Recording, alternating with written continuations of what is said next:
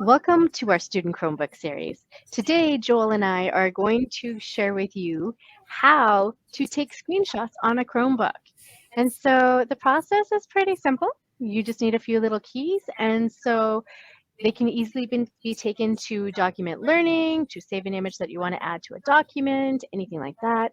And so all you need to do is hit your control on your screen, which you can see right here, the shift button at the same time, so hold them both down, and then the more windows button at the top. So once you hold those, then you will be able to do the screen capture. You can either screen capture or screen record, as in this image. You can also just do a partial image, so um, you can choose the area you want to do the screen capture of. You can do one of the full screen or a window capture. And so Joel is going to walk us through how to do this in real time. So Joel, take us away. Thank you, Nicole. So whenever I'm going to do a screen capture, whoa, hello, friends. The first thing that I like to do is find something that I want to capture. And that for me is puppies in baskets. Always find the puppies in baskets images. Now, for me, um, not only do I want the images, but this time I actually want to talk about how many search results. Sometimes when we're talking about place value with our students, Google image search results are a great way to just get that conversation started. So I'm going to choose just a partial screen capture this time. So I'm going to hit my control, my shift, and my more windows button. And that menu pops up. So you can see I've got the crosshairs on my mouse.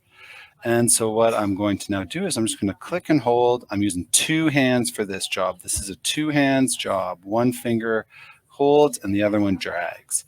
And we'll just, we can't say that without some puppy baskets. So let's take those boys, boop. And now I can hit capture, but you can see that there are also some settings down here that I can add in some audio. We can talk about where you want to save it. So I hit capture and it copies it to the clipboard. And from here, I can bring it to a Google Doc or, an assignment. I can save it into my Google Drive, but I'm just going to delete it. Should I go full screen, Nicole? Let's do it. So I'm going to hit that same three buttons again, boop. And now, so it gives me that same field for selecting, but I'm actually going to come over here to my full window. And you can see now my whole screen is captured. So I'm going to hit capture. And now I've got my full window as well, but I'm going to delete So that. Joel, if I was wanting to change my drive, how would I do that? Ooh, good Where it gets question. saved. So rather than it being saved into my downloads, what would I do? So that's a great question. Thank you for asking it. Let's jump back on. I'm going to capture this.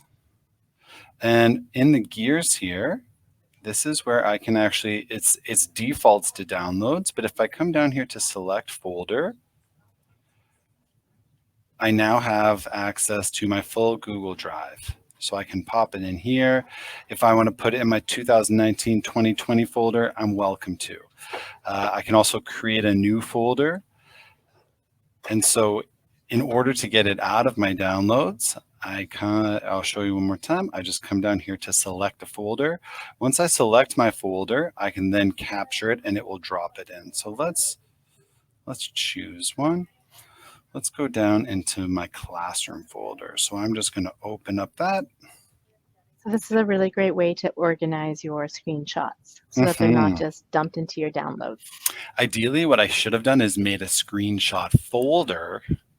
And then that would be the right move.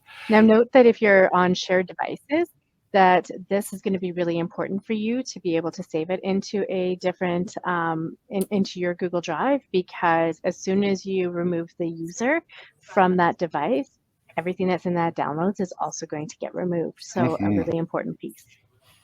So now that I've chosen my new folder, I'm just going to hit capture and I can show it in folder just to confirm that it really is in my classroom folder.